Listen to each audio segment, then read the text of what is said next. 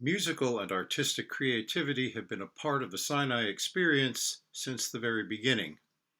Come with us now as we meet some of the people who bring new and interesting facets to that creativity. This is Musical Mondays Plus. A number of people have asked me if I could speak about my musical creativity and approach to it and give some background as to some of the history of my own life and some of the influences that played a part in creating the music that I'm able to offer to this congregation today. So I caught up recently with David Eisner, co-artistic director of the Harold Green Jewish Theater here in Toronto, and here is our conversation.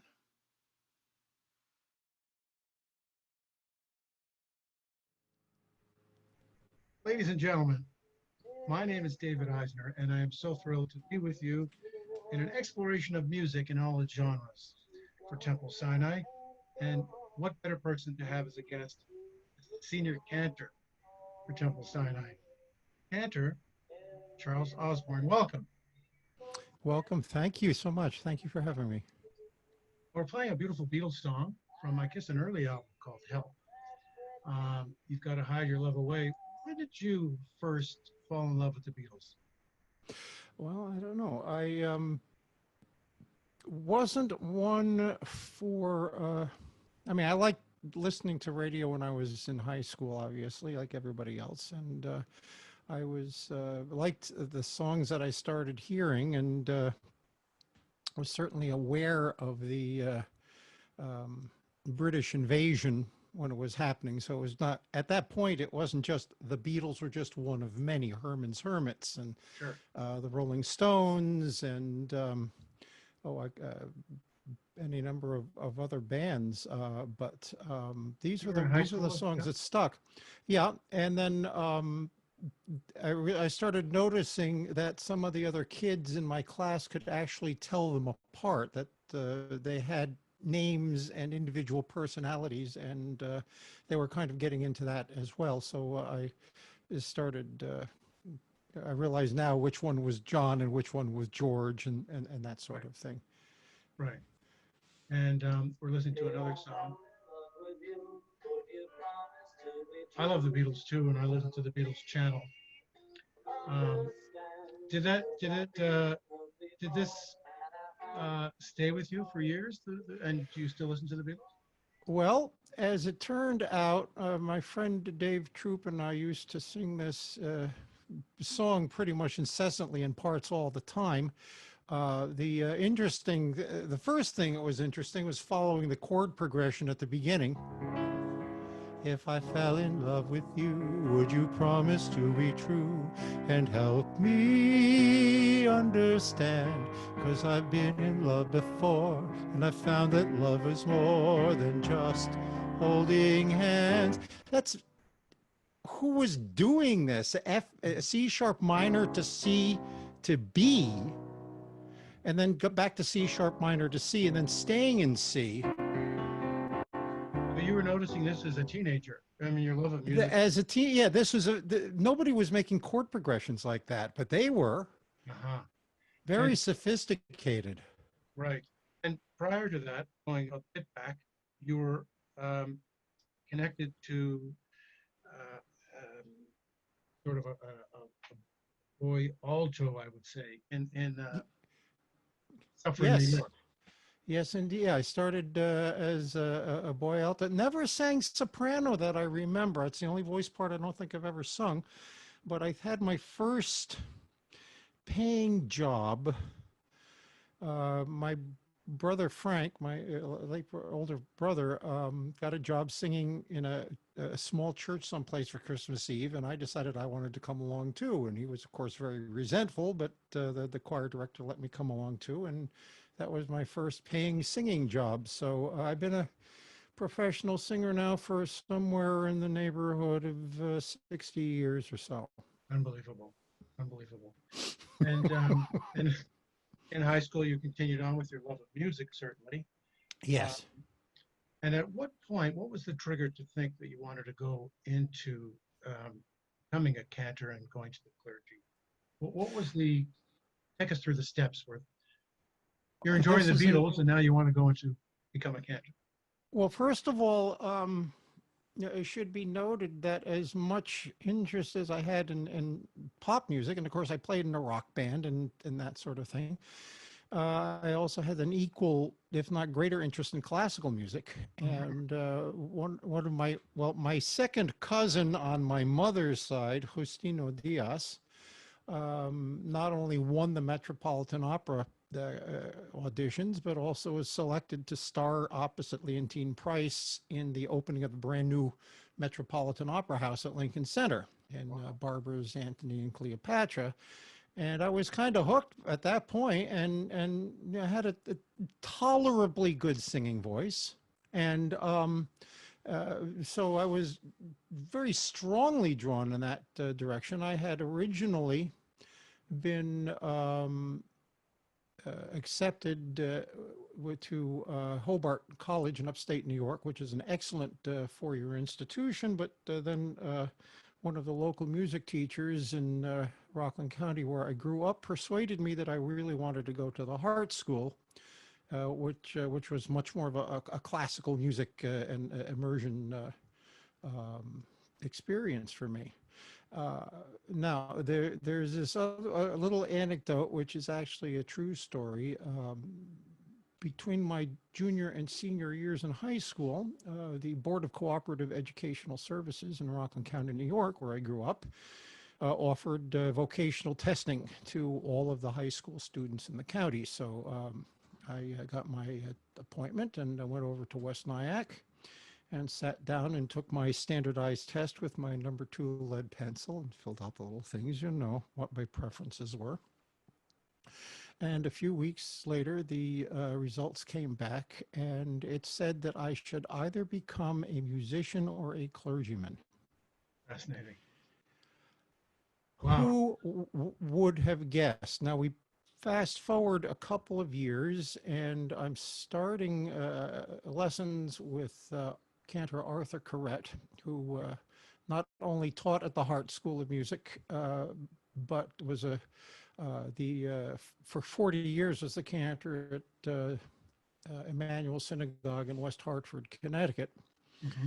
And he looks at me one day with this kind of look in his eye, and he says, and I have to say, he prefaced everything he said with, you'd make a good cantor. Mm.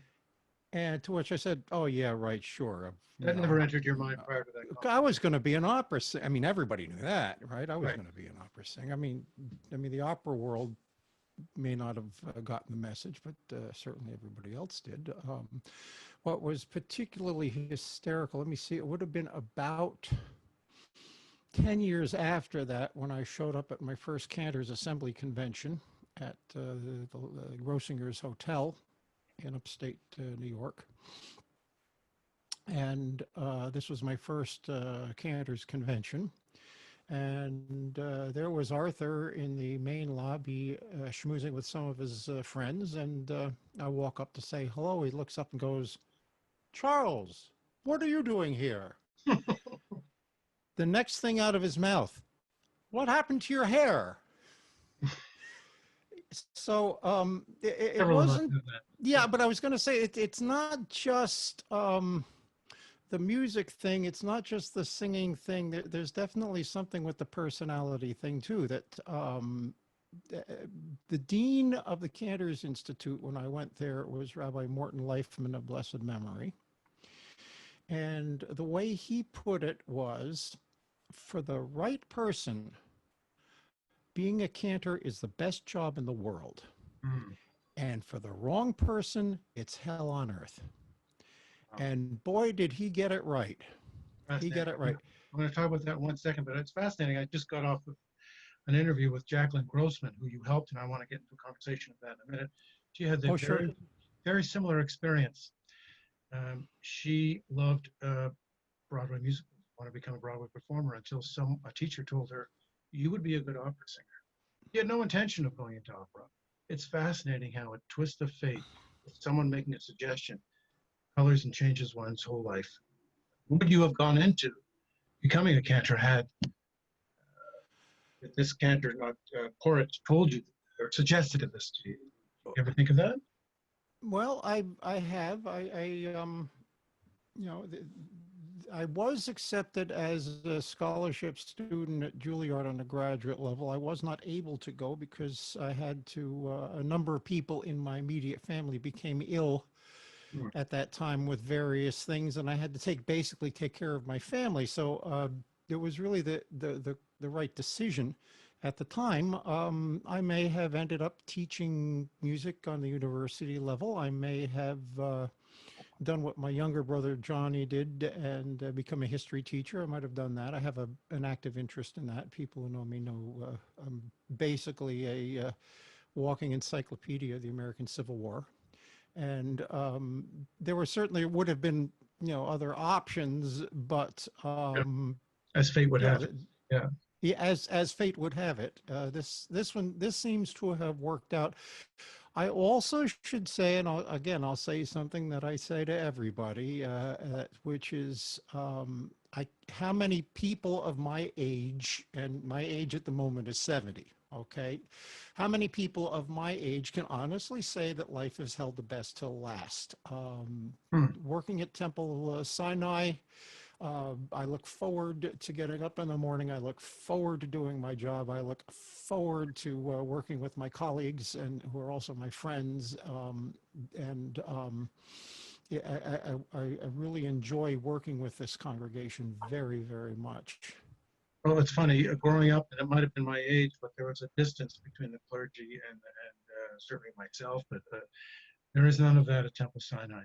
There's a humanity No, and warmth, and that comes down from the top between you and nor the ringing, and Rabbi Dolgan and the staff, and the other clergy make the connection seamless and effortless. And there's a real sense of humanity at Temple Sinai. And I'm not just saying that; I know that congregants feel that as well. So, thank thank you you. for pointing it out. Thank you. Yeah. Yeah. And we love working with you, the Harold Green Jewish Theater Company. I'm one of the co-artistic directors with Avery Saltzman, and to bring the culture and the uh, and as Rabbi Dolgan said, shul and show together, the religion and of Judaism and the culture of Judaism together. Did you love Broadway growing up as well, or? Well, I liked. Well, my parents took us to shows in New York. I mean, we lived just 30 miles from the city, so it was no big deal to go in and see shows. And we saw Fiddler on the Roof, and we saw any number of the shows. You also saw a lot of the big movies at Radio City Music Hall and some of the other major Also, one of your movie favorite songs, palaces in Manhattan. Yeah, that's Madame La it's Mancha, one of your interesting favorite. because yeah, I mean because to dream the impossible You dream, take over. to fight the unfightable foe. The impossible dream is always a bigger than when you walk through the storm, keep your head up high. Yeah, so I was the kid who always got to play the piano at parties, right? Because I knew all the tunes. But there was this one tune from a flop. It was the same guys that wrote Bye Bye Birdie, and this was their next big, Yeah, supposed to be their next big hit, and it was called All American. And right. it was one of the last things that Ray Bolger did on Broadway.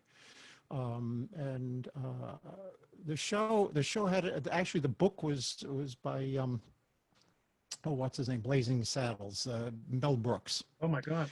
Wow. When he was it was like the first job he did out of high school or something like that. And the show I think it was only last like 32 performances. I mean, it really did. It went nowhere. But there was this song that they always used to play on the radio. It was so sad, but it was so. It's got once upon a time, a girl with moonbeams in her eyes took her hand in mine and said she loved me so. But that was just upon a time many years ago. Once The upon a melancholy time. is a big attraction in a song. You find that the excuse me, while I turn the light back on. You find that your interest in the other genres of Broadway and pop music have helped you. And we'll get in a minute to your composition, but also helped you. Well, yeah, I mean, let me tell you about my rock band. Okay, now I played country music, but now Oh my God. I don't care if I'm not the first guy you kissed, just so I'll be the last. I mean, country western, if um, but I played country, but rock and roll. I got a call from my aforementioned friend Dave Troop, who had a roommate at Ithaca College, which is a very fine music school, four-year university in Ithaca, New York, but a wonderful music program. And his roommate was a fellow named Mark Ellis. And Mark Ellis's dad, Ray, was a huge, big name producer in New York. He had worked with Johnny Mathis and Barbara Streisand, and he was a protege of Mitch Miller's, which Mitch Miller at that time was an extremely powerful figure in the recording industry. And for example, there is a rose in Spanish Harlem. All right, if you remember the original recording, there are these beautiful lush strings in the background. Well, that's all Ray Ellis's arrangements. Okay, so anyway, his son says that his dad would like to record a rock album, and so we got Mark got his friend, the drummer he knew from school, and then Dave got myself and two of the other guys that we played in a little band in high school with, and we became the Rainbow Press. And we recorded two albums for Audio Fidelity, Which is amazing. And then we all went our separate ways. There's a lot of story I'm leaving out here. A few years ago, our drummer Billy Jurgen, who is now a retired dentist in Ohio, but he plays 4 nights a week. He still plays drums very well. Gets an email from a fellow in Spain who wants to license our first album as a vinyl re-release. Wow. And it was at that point he started doing some exploratory work on the internet and found out that the Rainbow Press was considered to be one of the top psychedelic bands of the 60s in many different parts of the world. We weren't told that we had sold huge numbers in West Germany or Spain or other parts of Europe, that we had fans all over the world, that people had written scholarly articles in which we appear, famous rock artists cite us as being one of their influences. And one of the interesting phenomena of that, of course, was that the two songwriters in the group were Mark Ellis and Larry Milton. Now, Larry Milton, 2 years ahead of me in high school, but Larry for many years has been New England Music, which is probably one of the top wedding/bar mitzvah bands in New England, in the Boston area. Anyway, a year and a half ago, we got together. We figured, dinner and drinks and, a few laughs and whatnot. We ended up spending a week rehearsing and putting on a live concert. Liked it so much, we decided to put out a third album. So amazing. A reunion. And so 51 years after the fact, our third album, which is entitled Love is the Truth, is all finished. It's all ready to go, just waiting for the artwork to be finished. Unfortunately, there were a few delays caused by the coronavirus. but yeah, it'll be released in a matter of days now. So So we'll amazing. keep you posted. Yeah. So Your past coming to your present again. something like that. Plus Yeah. the fact that with a half a century of experience under my belt now, I was actually able to contribute more Mm. to this one in terms of artistic content than I did on the first two, because on the first two I was kind of the backup singer and the backup keyboardist and the backup this and the backup that. This one Right. I've taken a little more of a front seat with, and it's really good stuff. It's really That's good stuff. amazing. I was going to ask you, getting back to the now and being a cantor, and then I want to talk about compositioning, the work that you do in that area. But when you, whether it's Saturdays or whether it's the high holiday service, um, you find it's a combination of performance and prayer. You feel it's sort of a subtle question here, but you feel like you're praying or performing, or how do you come about getting up and chanting? Well, on the one hand, I've kind of reached a point in my life where I have to work myself up into getting a little adrenaline in the system. That as the story goes, Billy Joel, before he goes on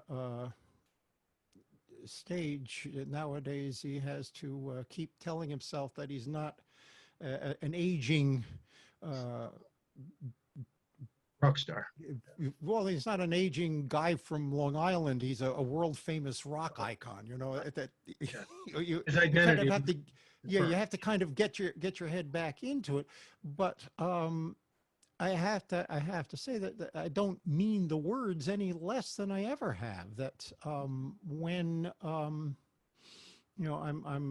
chanting something. Uh, the keva is the meaning of the words, but the kavanah is the intention, and I never do anything with any less intention than I ever do. Even in a situation such as the one where we find ourselves now, where I have to scale everything this Mm. way because I'm performing in a rather small space into a microphone and that sort of thing. But it's really meaning the words as much as you possibly can, and imbuing that with as much feeling as possible. So, and that I give 100% every time. Has it evolved in your Um, cantor's career?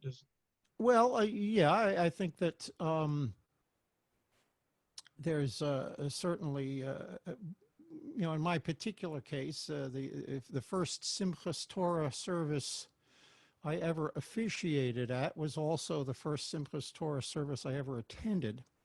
So that there wasn't a whole lot of internalization of the text at that point, but with years of study and whatnot, and living with the texts and examining a lot of that reading up on the background and that sort of thing, that you internalize it. It becomes a part of you.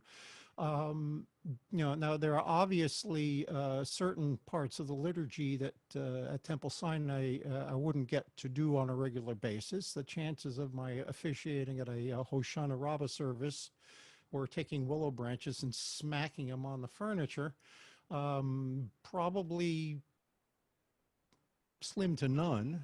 But if I had to do it tomorrow, I could, But what you do is because I know it. you know it, but also what you get the privilege and we get the benefits of composing new tunes, bringing forward the liturgy in new ways. Um, how long have you been doing that? And is that's a big part of your life? I know. It's an interesting thing because I never had any encouragement to compose. I tried a little bit when I was in elementary school. I tried a little bit when I was in high school, and never got any encouragement in it. Um, when I got to Jewish Theological Seminary, my Hebraic background was pretty much, well, I could tell you what it was. I knew the Friday Night Kiddush, and I knew that one of the words in the Friday Night Kiddush meant Egypt, but I wasn't precisely sure which one. Mm. However, I exempted out of all the music courses. So this is kind of the thing about going to seminary. You have to come in with something. Right. Okay, you can't come in with if you come in with everything, you don't need it. Right. And if you come in with nothing, they can't do anything for you because there isn't enough time in the world to teach you all of this stuff. So I came in with my Hebraics here, but my music here. Mm. With most people, it's more like this. Okay. However, they set up a special unit with four of our students, very highly qualified musicians, of which I was one, and that was with Miriam Gideon. Miriam Gideon resented deeply being called one of America's best 20th century woman composers. She didn't want to be known as a woman composer. She was a composer. And one of the most highly regarded. And when she had ran into some problems in the 50s as a result of the McCarthy hearings and some blacklisting, that kind of thing, Hugo Weisgall, who was the dean of the faculty at the Cantor's Institute, it's now the the Miller Cantorial School at JTS. When he found out that she was looking for work, he snapped her up like this, and it was she who basically opened my eyes to my ability to compose. Wow. At this point, I know you're so involved too with choral music. I'd love to hear some music. Mendelssohn's Elijah. I don't know if that's a possibility to hear something of that, and then we can talk more about your choral connections of what you've done and what you are doing. Oh my goodness! Off the top of my head here. It is enough. Oh Lord, now take away my life, for I am not better than my fathers. It is enough. It is enough. Oh Lord, now take away my life. Kind of moved in the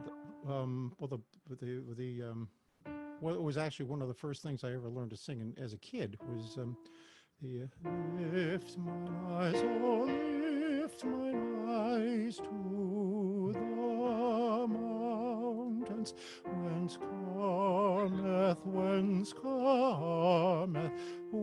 cometh my help. Beautiful three, and then it goes into the He watching over Israel slumbers not nor sleeps. He watching over Israel slumbers not nor sleeps. He watches not nor sleeps. He slumbers not nor sleeps. He watching Israel slumbers not nor sleeps. Just thou walking in grief and anguish. Yeah, and Wow. it's all in there. Now Mendelssohn wrote this for this same choral society in London that had commissioned a lot of Handel's oratorios, and he was very, very conscious about trying to keep the same kind of energy in his oratorios as Handel did in his oratorios, and it's a masterpiece. What can I say? And again, Tell us about your involvement in choral work. I mean, I know you've been involved in the States and here with Temple Sinai. Yeah, well, for many years I was heavily involved with the North American Jewish Choral Festival and Zamir Choral Foundation out of New York. And the first two um, youth choral tours of Israel that they did in 1996 and 1997, I was the Rosh Musica. I was the head of the music, the conducting for both of those tours. And we did impromptu concert. We did set concerts. We did concerts at the Jerusalem Theater. We were in one of the big choral competitions and choral festivals in Jerusalem. But we would do impromptu concerts on the street. There was one time I actually conducted them singing a couple of numbers while sitting on the back of a camel. We were all sitting on camels. That That's so there's cool. a yeah, there's a in the Negev desert. If you go down a path past Ben Gurion's tomb, and you walk a ways, there's this beautiful reflecting pool where it turns out it has a pretty good acoustic too. So we sang a concert there. Just all over the place. The mountains on the Egyptian frontier above Eilat.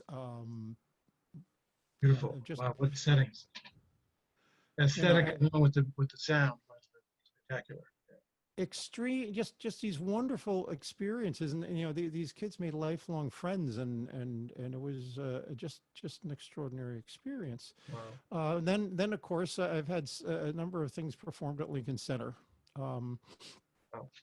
and the Wang Center in Boston, and the Kennedy Center in Washington, and I've had world premieres in each of these places. Phenomenal. Probably, Remarkable. I don't know if the excuse me, I put the lights back on. I don't know if the congregants appreciate your work beyond. well, I think Souls on Fire is still available. The recording we did with Leonard Nimoy, Wow. and one of the wonderful things about sung music. I mean, choral singing is obviously something very important to me, but singing in general is the whole idea of being able to express more than one thing at the same time. Mm. And this was something that, as a boy studying Bach and his learning to sing in some of his cantatas, that each one of these cantatas is based on a chorale tune. All right, so the chorale tune has a certain feel. It expresses a certain feeling. It has certain very specific text that it's written to, and then he will take that same tune and he'll use it to base an aria on, which is expressing a facet of that, so that you've got what's being expressed in the aria in addition to what's being expressed in the chorale tune, which is in addition to what's being expressed in the original text. And all of these things are going on simultaneously. So I was thinking about Souls on Fire, and the idea is that you've got 7 major founding rabbis of the Hasidic movement, starting with the Baal Shem Tov, and there were certain very specific feels that I wandered through this. So the talking about the Rizhnitzer Rebbe, that he was known for his extreme wealth. Hmm. He ate off of golden plates, and so I came with a little trumpet fanfare kind of a thing.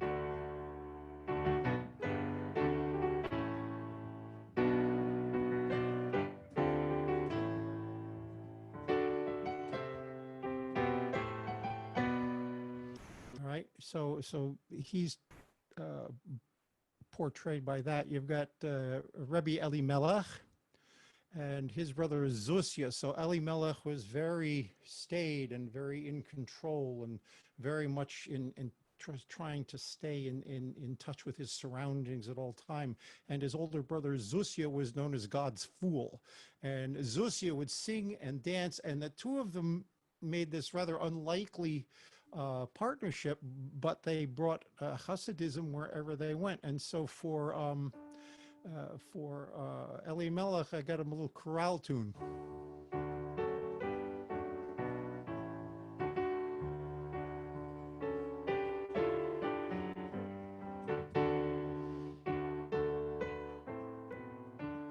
I like that. And then when Zusya starts dancing,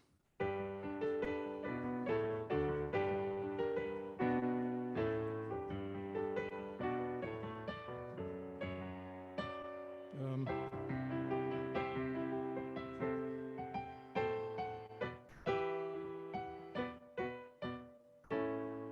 Beautiful. Is it so he's available? got Can people see it? yeah, ZC Records, ZC Music, Souls on Fire. Oh, beautiful.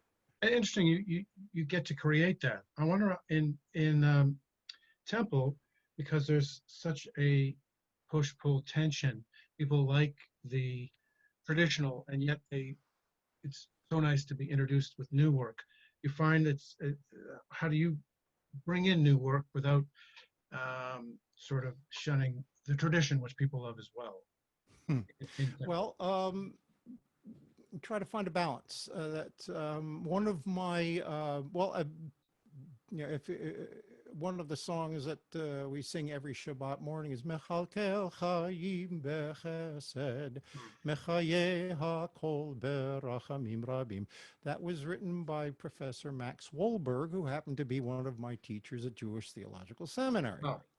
So every Shabbat morning I sing this. I remember my friend and teacher, no, he was very clear about it. All right, it's a triangle. It's a triangle. All right, traditional Chazanut, traditional chanting, synagogue tunes, congregational tunes, and choral music. All right, and you try to find a balance amongst those three elements. And one of the important aspects of working at Temple Sinai is that Temple Sinai has very much held on to its sense of self. That any number of congregations, that you hear of, a new rabbi comes in, we're going to change everything. We want to attract younger people. And so they get rid of all the music, and they get rid of the cantor, and they bring in a guitar slinging song leader. And this has not happened here. This is a congregation which is very, very solidly in touch with its own essence. Okay, in Hebrew, minhag hamakom, the customs of the place, and so that sure, we can do a very lively, brand new Noah Aronson Baruch Hu.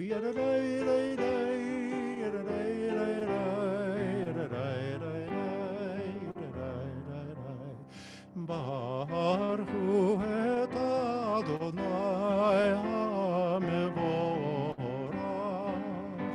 Baruch Adonai HaMevorach le'olam va'ed. That's about as contemporary as it gets these days, you know. But if we can't do Shalom Rava Yisrael Amacha Tasim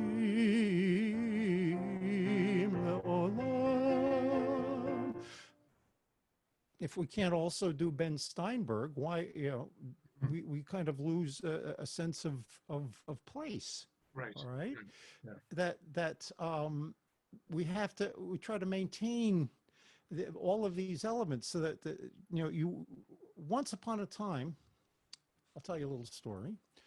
I did a video for a fundraiser that a friend of mine was doing online for one of his compositions. He was trying to raise money for a production of it. And so I hired a couple of guys I'd worked with at the temple to do a professional video job for me. And I asked them when we were done, have you ever been in a situation where you went back to a congregation, say the congregation you grew up with and grew up in, and you didn't recognize anything? Mm. Both of these guys, 20 minutes, both of them talking about how they went home and they didn't know anybody, they didn't Mm. recognize anything. There was there was nothing left. Yeah. There Well, was you need nothing left. the roots, and then you can have growth. But if you can't lose the roots, Exactly, the exactly.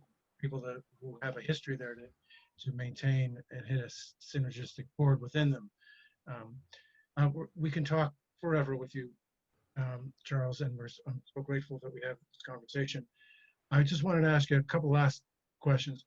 What is the most challenging thing of for you being a cantor at Temple Sinai, and what is the best thing you like about being a cantor at Temple Sinai? Well, the most challenging thing at the moment is learning how to use Zoom. That was, Get you there. Yeah. yeah, that was, well, think about it for a moment, because we had a complete music series lined up for for the spring. We had concerts, we had Liberation 75, this Sure. massive event. Everything was canceled, and all of a sudden I went from having everything to having nothing. And so adjusting to first of all bring our congregation online was a huge change, and then secondly providing the kind of musical variety that we're accustomed to, and not just me sitting here in front of a keyboard or Cantor Brown Levy with her guitar, but doing more involved musical productions that is actually more representative of what we would normally be doing anyway. That has taken a lot of effort, and Paid 10 off, and 12 out 10 and or 12 it'll hours. have messages beyond this where people can tune in who can't come every Saturday. I think what you're going to find, though, is that a lot of this is going to stick around for a Yeah. while, and I'm telling you, because this is a congregation that loves spending its Friday nights at Shabbos dinner at home. And it doesn't matter whether we schedule a 6:30 service at the temple, or an 8 o'clock service at the temple, or a 7:30 service. Somebody's going to find it inconvenient and hard to get to, and especially older people who are relying on the transit buses. Right. What do they call those again? But they schedule them. With this, you might get to the temple an hour and a half in advance. You might have to leave an hour after the service. Right. You can't. When do you eat your dinner? Whereas these online services, we're getting tremendous Friday nights, especially different, because people don't have to. It's not just it's inconvenient to come to regular services. It's sometimes it's virtually impossible, especially if you want to have Shabbos dinner with your family. This is perfectly normal.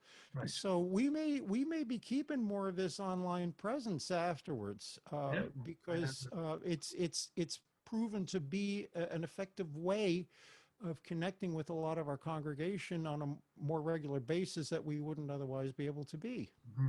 And what's the best thing about being a cantor? You enjoy the most? I think there are a couple of things. One of my students does really well, whether it's a bat mitzvah, or if one of my kids has decided to become a cantor or a rabbi. Wow. And I've got a number of my students over the years who have done both and have exceeded, just done spectacularly well in their lives in these vocations. That makes me very, very proud.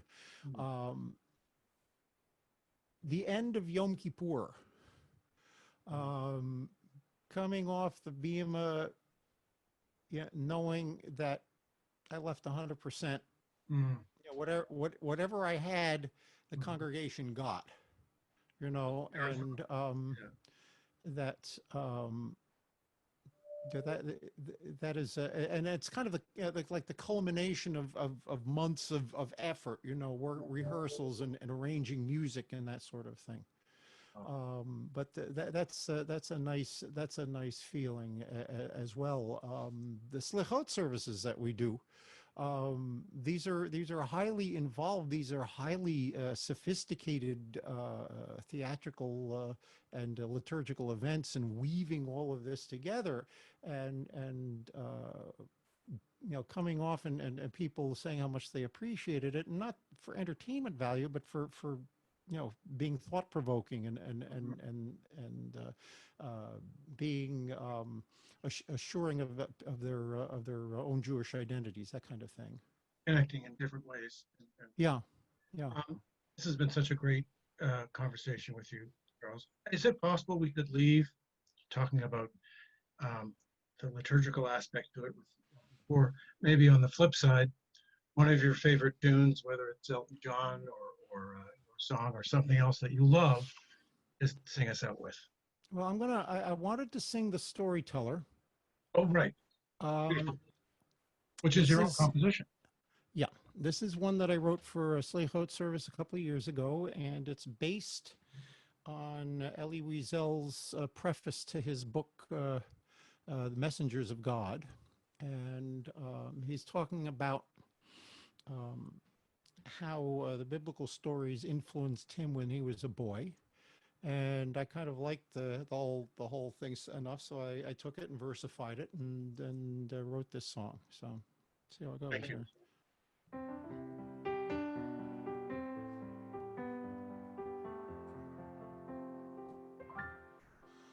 When I was a little boy, I read the ancient Torah tales, filled me with wonder and with joy, but also anguish and travail, for I sensed, even as a child, the people in these tales were real. These legends show our forebears as they were, troubled, confused, marked, and misused, exalted, full of ecstasy and free. And now this living tradition lives in me.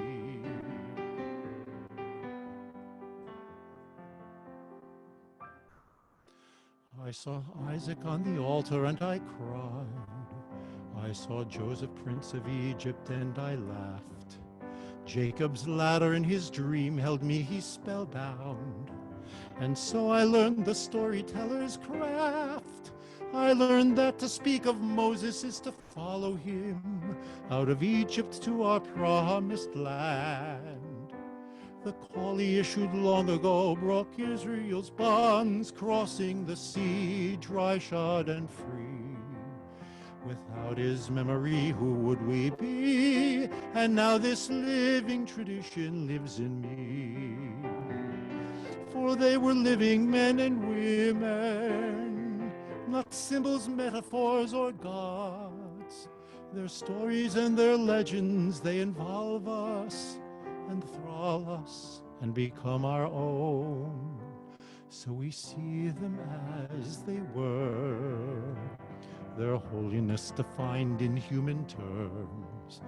And if we have the strength and will to speak out, it is from them that strength and will we learned. And so, faithful to his promise, the storyteller tells the tale. With sadness and with triumph he transmits the tales that he received, plants the seed of the tradition that defines who we shall be. Because this living tradition lives in me. It's a tradition that defines who we will be. Because this living tradition lives in you and me.